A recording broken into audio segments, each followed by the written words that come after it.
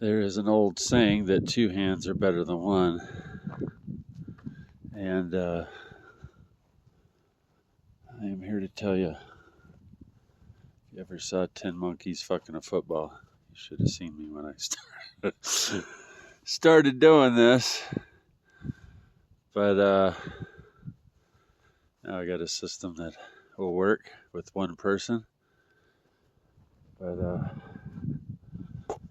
little bit of space between it so the air can flow through, so all pressure isn't on that fence. But I think it's gonna look beautiful. Oh, and transporting these over here,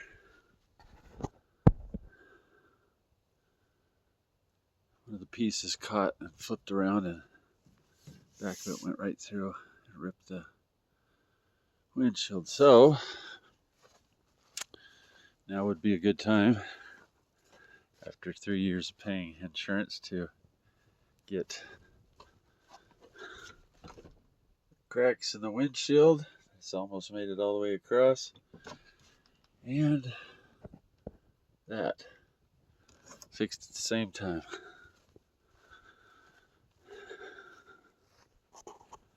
Over and out.